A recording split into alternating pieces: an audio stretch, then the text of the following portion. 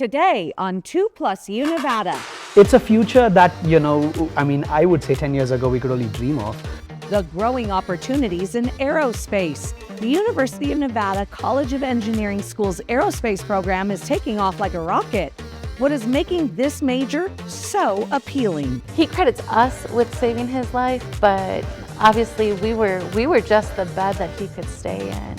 Helping our community's veterans and their loved ones. We sit down with the Veterans Guest House. Plus, now it's time for a flavor bomb. This cold weather making you want that comfort food? We've got a soup recipe you won't want to miss. You're watching 2+U Nevada. It's home. Put everything back in your house the way you like it. With community and family. And this really is a family affair. It's local food. I got garlic in mine, capers. It's health and wellness. Plus, we don't have these, and we could be using them. With plenty of entertainment. 2+U Nevada, brought to you by 911 Restoration. Thank you for joining us for this edition of 2+U Nevada. I'm Sarah Johns, your host. Well, the voice is back. Thanks for putting up with my laryngitis. Each day, I look for something positive to reflect on. With that, I've got to show you what I found in Zach's backpack this morning. I was looking through his backpack and found this note. Executive functions. Note the spelling. Write it, say it, think it. When I asked him about it, he said that it was a lesson that he had in class. And I thought, dang, this is 3rd grade. I could use this advice. So there you go, if you need that little tidbit. We have a fantastic show lined up for you today. Don't go anywhere. Thank you for joining us today for 2+U Nevada.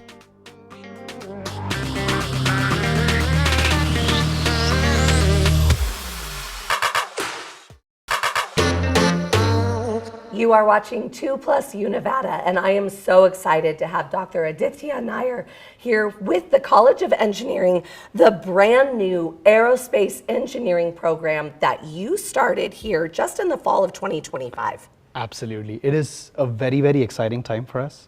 We have over 40 students who are already registered, so we are already growing very rapidly. So we have 40 students in the bachelor's program. We have over 70 students who have registered for the aerospace minor.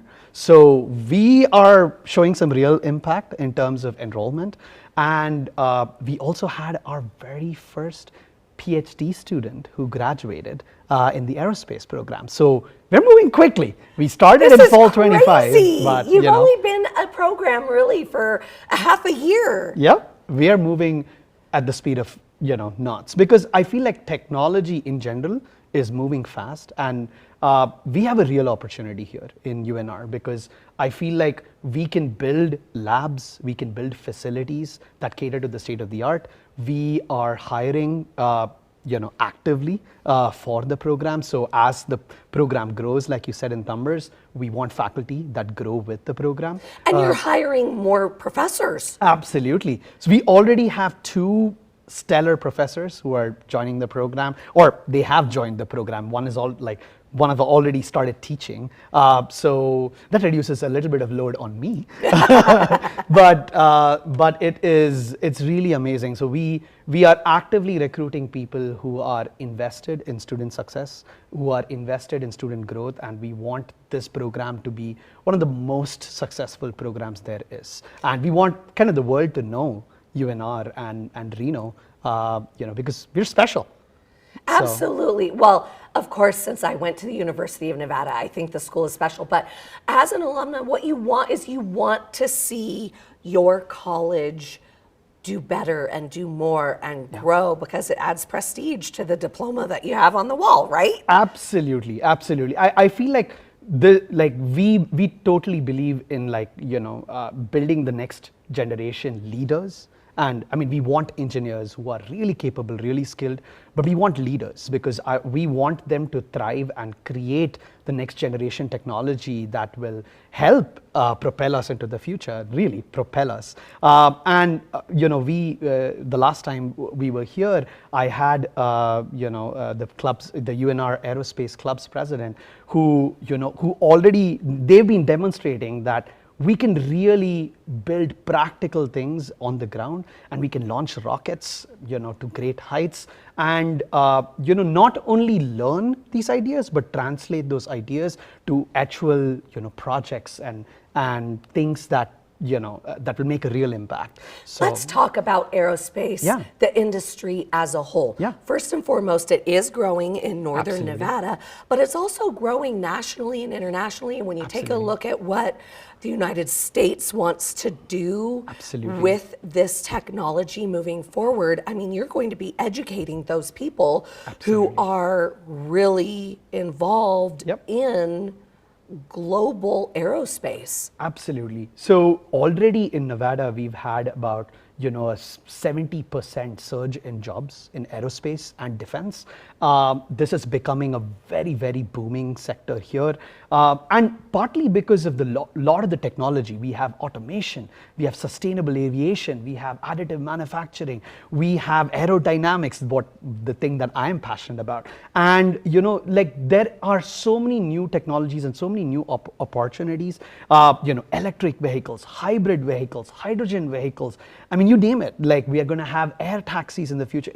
It's a future that, I mean, I would say 10 years ago we could only dream of, but it's a great opportunity for engineers, for, people who can really thrive and build that next generation technology to learn and grow. So yes, I completely agree with you. I feel like, globally there is going to be a lot of aerospace engineers that we would need to actually take this forward. But at the same time, I think, locally in Nevada, there's a lot of opportunity. We have local companies like Sierra Nevada Corporation, ClickBond, who hire our students. And there is tremendous opportunity in terms of just the scale of jobs that are out there right now. So I would say, it's a fantastic opportunity to be in aerospace engineering. I have to tell you, your passion is infectious. I can only imagine you in the classroom, right? Yep. This is awesome. So you actually also, your wife helps start the Epic Labs Yeah. and getting children involved.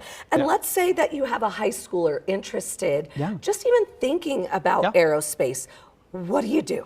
Yeah, so if you're interested now in the outreach team, the outreach team at University of Nevada, Reno, they're fabulous. They are looking for ways to penetrate the community from the grassroots level. So I would say, right from if an elementary or a middle schooler or a high schooler is thinking about aerospace, but doesn't really know much about it, wants to dabble in it, you can actually contact the UNR outreach team, and you can actually visit UNR to do some of the aerospace activities that has already been designed. And this is all for free. This is not at any cost. And the other opportunities, if you're a school and you're actually looking for site visits to visit the school, you can contact the the UNR outreach team, and they will come to the schools and then deliver the lessons and the learning. So, and this is I would say a lot of it is free, and it is it's amazing to engage in this. This is just fantastic. And then you also, I'd be remiss if I didn't mention, you're offering a summer mini camp on aerospace for high schoolers. That's June 29th through the 30th. And registration opens February 1st. Absolutely. We are super excited. We just had 2 meetings on it, and we have a lot of interested faculty. So you're going to actually engage with real engineers, real scientists, real professionals in this. So it's going to be a very exciting. You're going to get exposure to a lot of different labs, a lot of different activities, and I would say, you can really hit the ground running if you're interested in aerospace engineering. Dr. Nair, thank you so much for coming. We'll have you Thank you back so much. when I don't sound like Demi Moore. It's great. You're watching 2+U Nevada.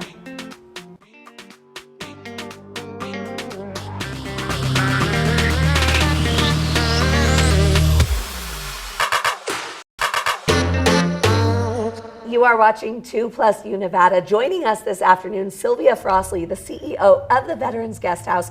Thank you so much for joining us this afternoon. Thank you for inviting me. Happy We're to be here. so excited to have you here. And I was telling Sylvia, I haven't been to the Veterans Guest House in at least a decade.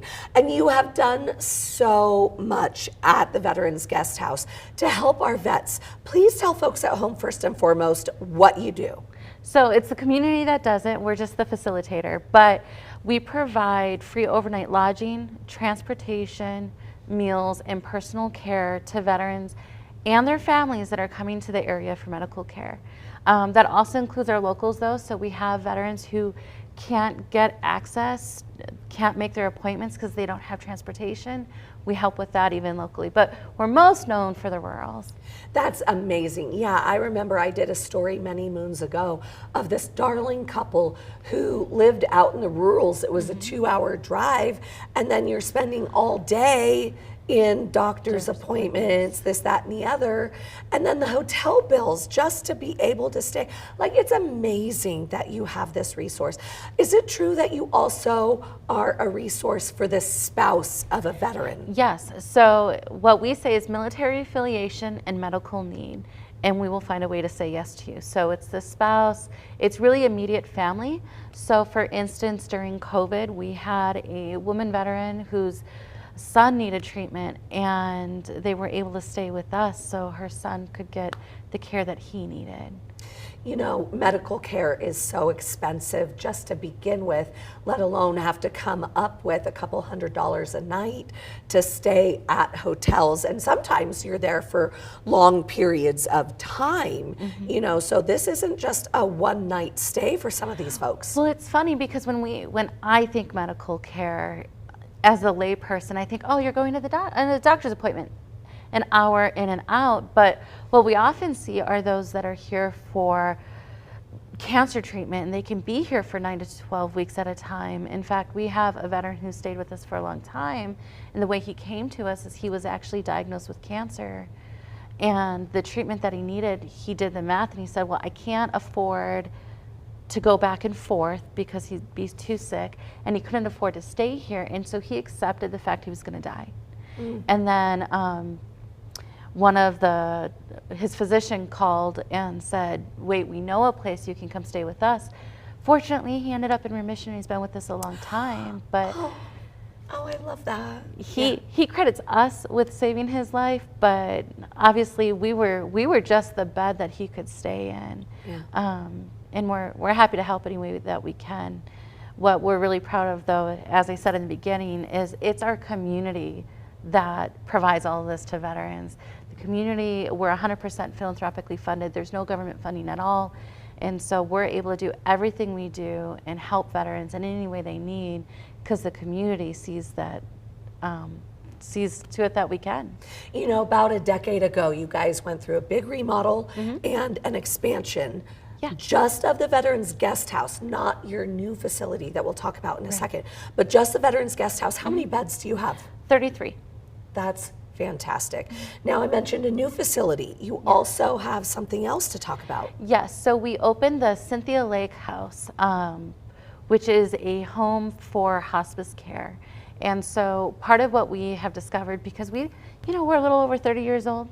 Wow. I've got staff members that aren't as old as our organization, but what we're finding is the veterans that we were serving when we first started are at a different chapter of life.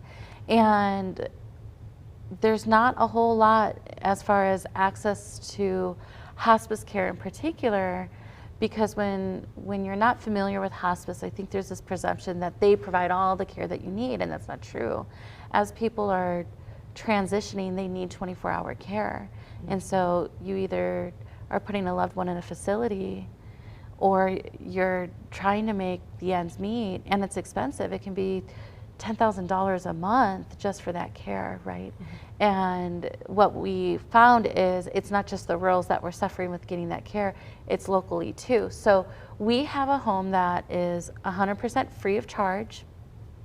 We provide 24-hour care completely free of charge, akin to what a family member could, right? So we're not a medical facility, but we are there just like your mother would take care of you or you would take care of your mother. And each family can choose their hospice provider. So the hospice providers come in and provide that supplemental care, and that's for veterans and their spouses. And we've seen people from all walks of life using that resource as well. I absolutely love that you are here for our veterans and their families. You say that you get no government funding, that it's all the community. It is. So if somebody is learning about the Veterans Guest House, where can they go to get more information and how can they donate? So they can go online to veteransguesthouse.org. They can come visit us. And I have to tell you, whether it's a staff member or a volunteer, even our guests are really proud to show the house off, and you don't have to tell them why you're there. Just tell them you heard about us and you want to learn a little bit more. We're happy to show you around. Ways to get involved. Volunteering is also a big one for us. So we're pretty small staff given the number of veterans that we serve. Our volunteers outnumber the number of staff that we have. So that's everything from hosting dinners, making dinners for our 33 guests, to bed making, laundry, maintenance, flowers. Like we have a group of ladies that come and plant and take care of our roses. I don't know anything about roses except that they're pretty. And so there's all kinds of different ways to get involved. We have a couple of corporate groups that come and host bingo. We had a group that did an ice cream social. And so there's different ways to get involved if that's what you're looking to do, one time or multiple times. We can be creative. I can't thank you enough for what you do for our veterans. Thank you for being here. Thank you, and thank you for helping us spread the word. Yeah, you're watching 2+U Nevada.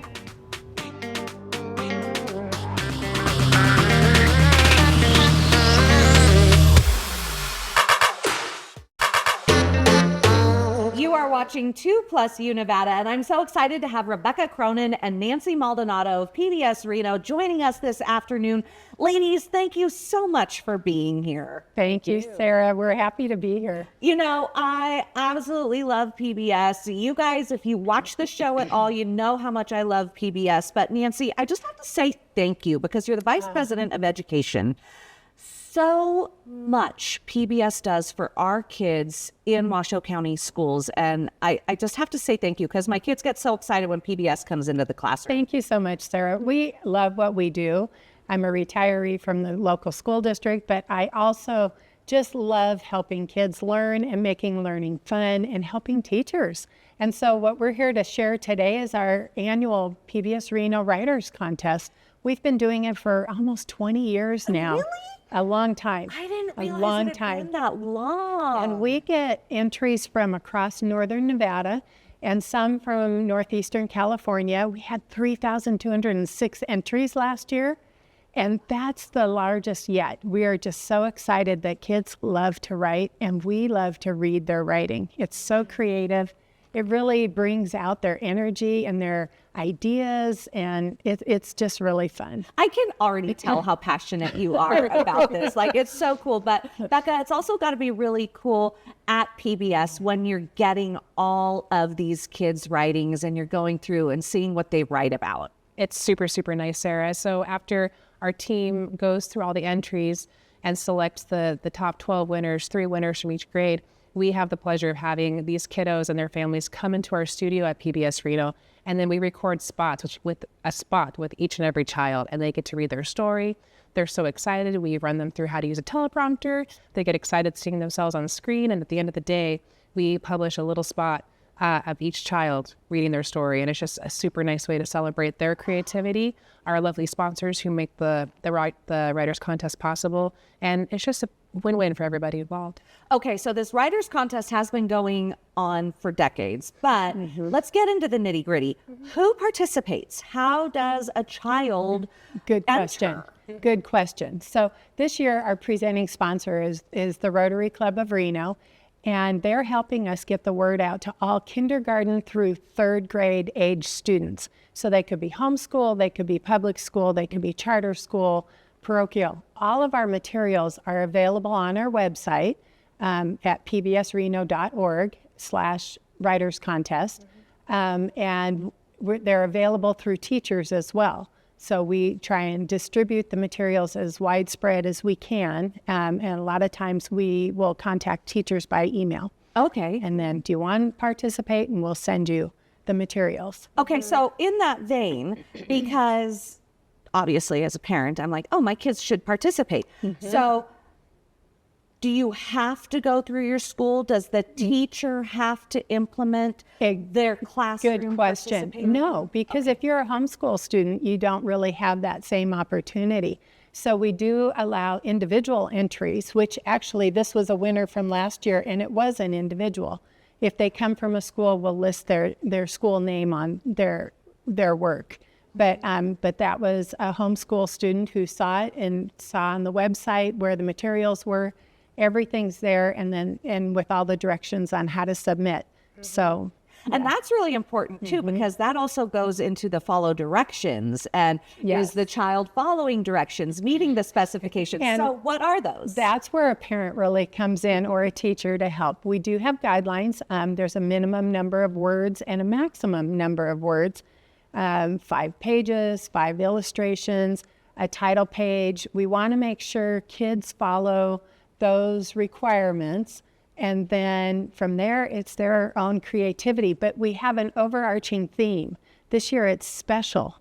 So think about something that's special to you, special that you might just really be creative about. You know, I don't want to put ideas into your head. Sure. It's just what is special.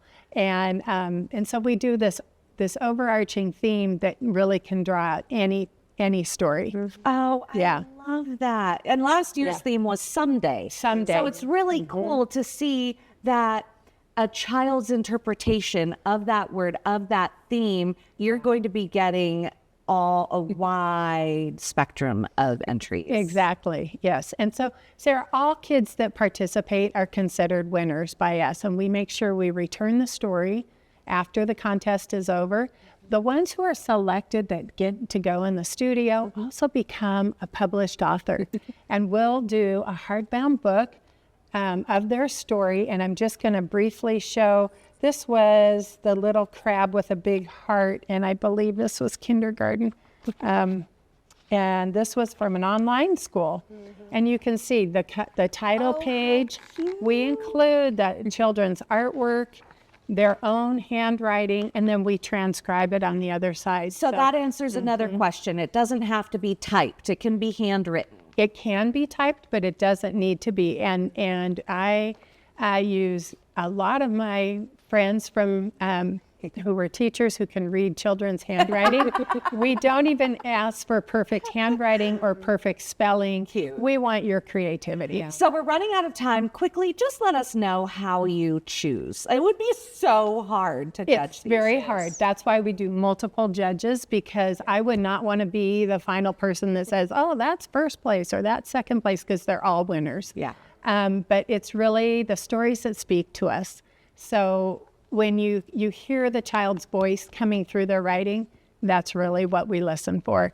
But I should probably tell you, the entries are, all of our materials are available in January. Our final day to accept stories is March 13th. Okay, so we're going to leave it there. The deadline is March 16th. 13th. Hello, I was listening. March 13th. March 13th is the deadline. Go to pbsreno.com/writers contest for more information. Just a quick correction, .org. pbsreno.org/writers contest. Ladies, thank you so much for joining us. Nancy, Becca, thank you so much. Thank you, Sarah. You're watching 2+ Nevada.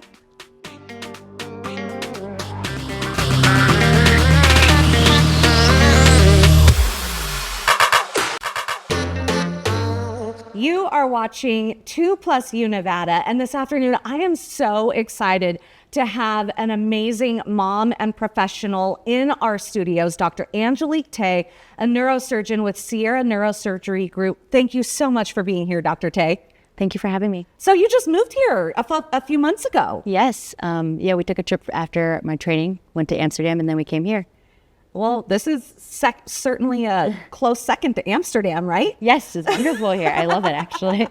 So, Dr. Tay, we are so excited to have you here because we are learning that you are the only fellowship-trained functional neurosurgeon in Northern Nevada. And for people with Parkinson's, this is a very huge deal because prior to you being here, where would people have to go for care? Well, unfortunately, they would have to go to Utah, which is about a 6 to 9 month wait. Stanford, the same thing, or they would go to Arizona. Wow. With you being here, it really changes the game for our local medical providers, right? Yes. And that's actually what brought me here, part of what brought me here. Being the only one, how much demand, like, are you already seeing a very big need? Yeah.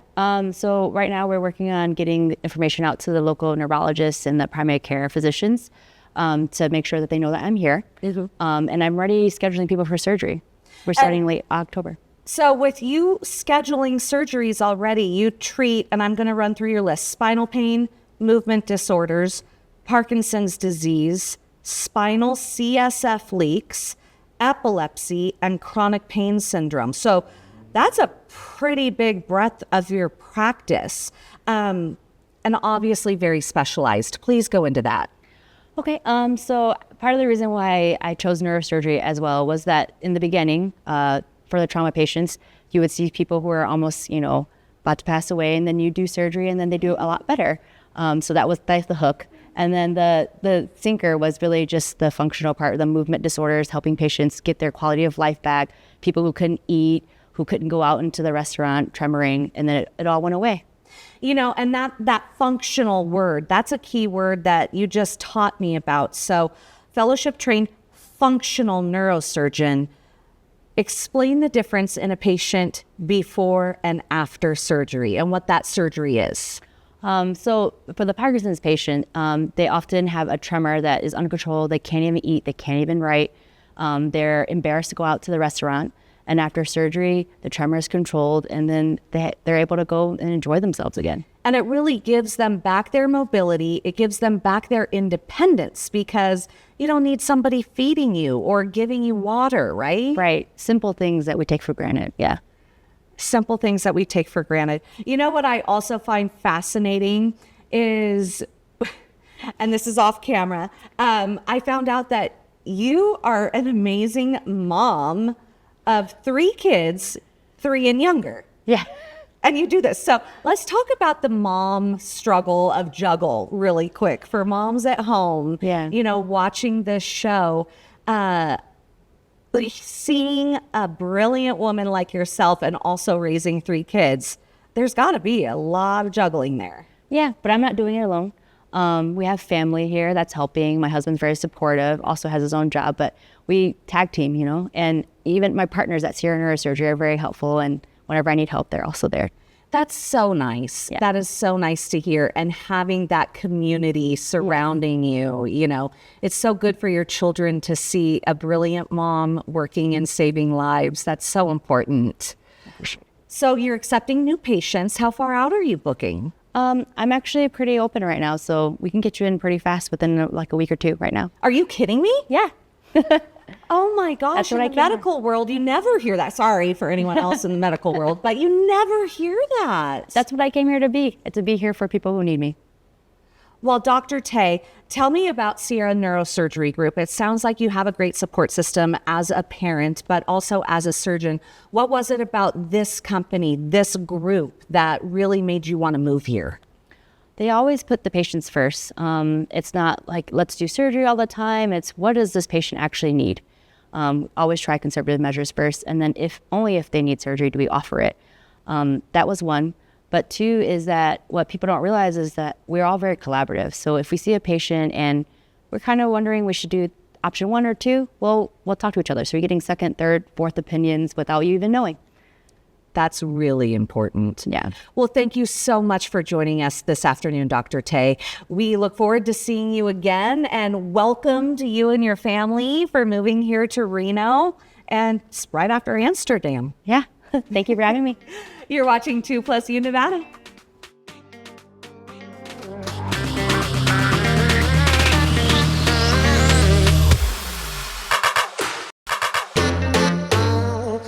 You are watching 2+U Nevada, and oh my gosh, do we have a fun segment this afternoon.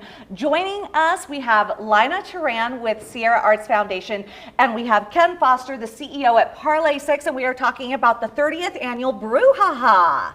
Very exciting. It's so fun. The Brew, HaHa, if you have not been, is Sierra Arts Foundation's largest fundraiser of the year. And Lina, talk to me about how important this event is for your organization. Absolutely. So this event covers our entire annual operating budget, which really helps us give artistic opportunities to all arts throughout the community and really funds the arts education, the main striving focus of the foundation. Yeah, let's delve into that a little bit deeper, Lina. Sierra Arts Foundation is such a great community partner and resource for artists in town and for the art community. Go through the bullet points of your programs and features. Well, we offer different artistic opportunities such as the brush and brews, the candlelit sessions for events for performing arts. We focus on the arts education there's a juvenile detention center which really helps them get their first A's in life. Different schools in the community, we do professional development for artists, we teach classes, and we really teach from ages 5 to seniors. I love it. Ken, I absolutely love Parlay 6, and I'm so excited because you brought my favorite, my favorite beverage that I've purchased growlers at Parlay 6 Midtown. Why did Parlay 6 want to get involved with this Brew HaHa? Well, we're interested in doing anything to support our community, but one of our founders is very much tied in with the art community here in Northern Nevada, and giving back to the arts community is important to us as an organization. And want to say thank you because Ken is a veteran. Parlay 6 is a veteran-owned company here in town. Lina, let's go into how many libations people can get at Brew HaHa. Hundreds. We have over 21 different companies, brands, breweries from all across the state and beyond that'll be present. So hundreds of different libations. We even have some non-alcoholics from things like Liquid Death. So it's going to be a great fun time.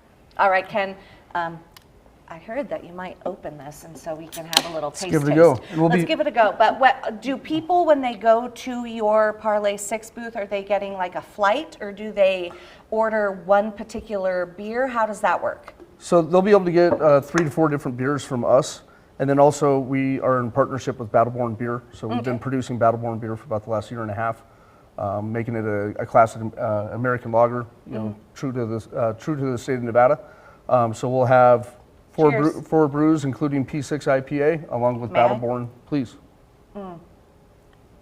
Tell me what this one is, because I love it. It's the tropical. Let us know what kind of flavors and notes we're getting. So it's P6 IPA. There were 6 original founders at Parlay 6 Brewing Company, and we operate as a team. So this is our flagship West Coast IPA, fruit forward, very, very bright, and nice hop finish on the back. It's so tropical though, like it's a fun, I don't want to pigeonhole it into like a summer beer, but when I taste it, I feel like I'm on the beach. It's summer and winter. Yeah, there you go, there you go.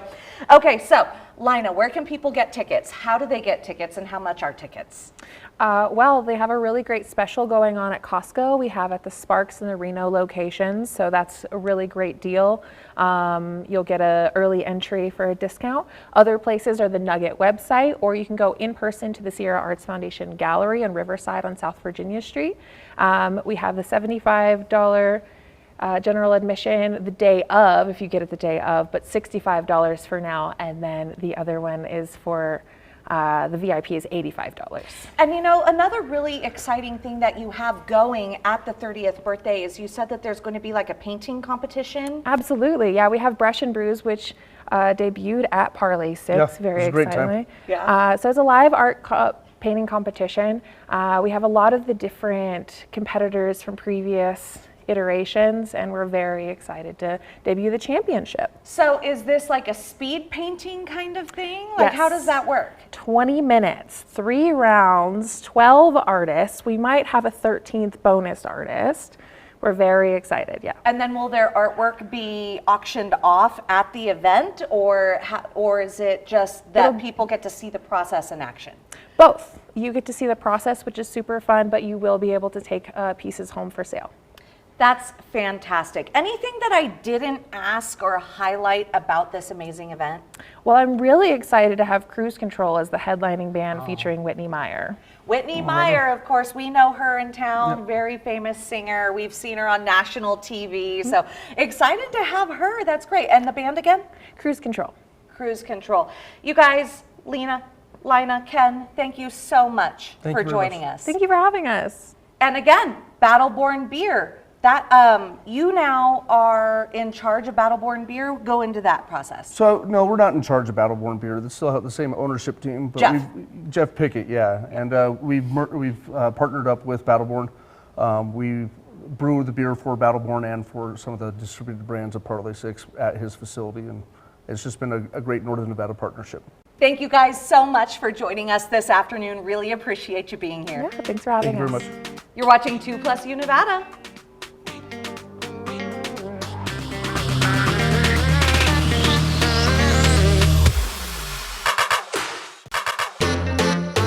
Last night, our amazing neighbor texted saying, "I'm so sorry to hear you're sick. I'm making soup and we'll drop some off for your dinner tonight." Talk about the sweetest gesture. She dropped off homemade turkey and barley soup and homemade cheesy sourdough. And this time of year, there's nothing better than soup, especially when someone puts their heart into it. So this afternoon, we found you a soup recipe to keep on hand: Italian lentil soup. J.M. Hirsch shows us how to make it, start to finish, in this segment of The Dish Recipe.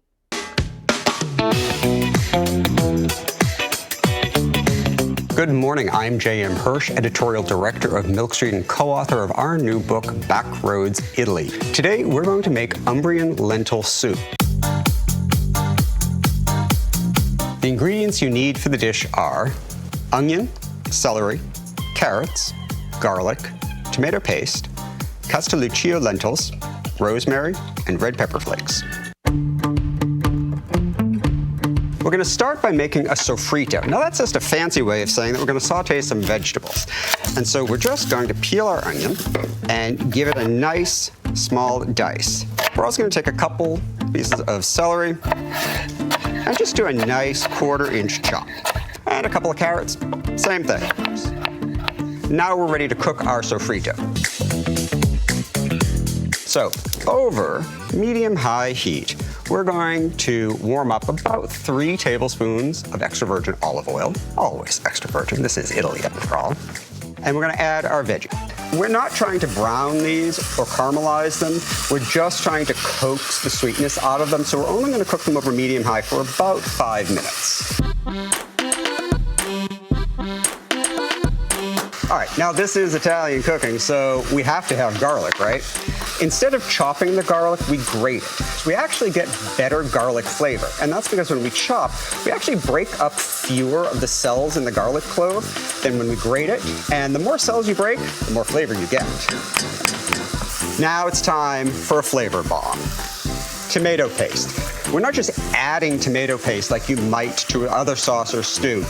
We're going to brown our tomato paste. When we brown the tomato paste, we're caramelizing the natural sugars in it, and that is going to develop deep, deep, rich flavors that you wouldn't get if you just added the tomato paste after the liquid is in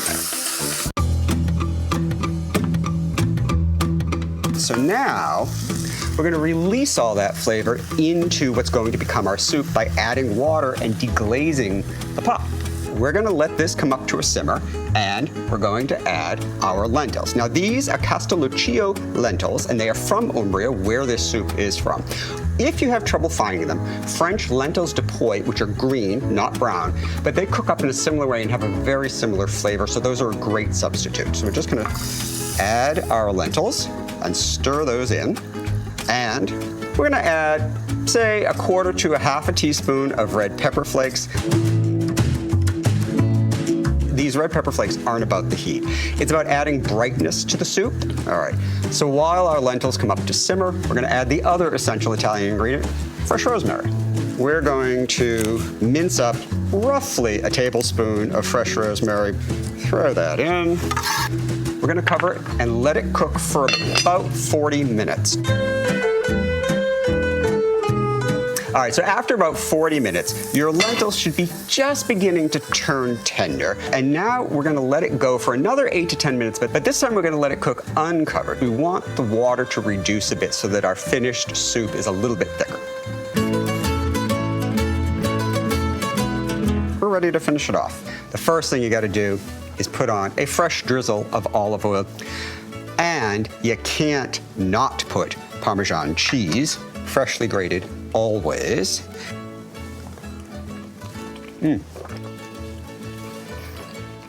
It's perfect. You've got the earthy, robust lentils, and then you've got the sweet vegetables that balance everything out. And what I love here is we've just got a handful of ingredients, and very simple ingredients at that. We've coaxed so much flavor out of so little, and that is the essence of Italian cooking. And that looks absolutely amazing. Who knew that trick about grating garlic? Stay with us. We'll be right back.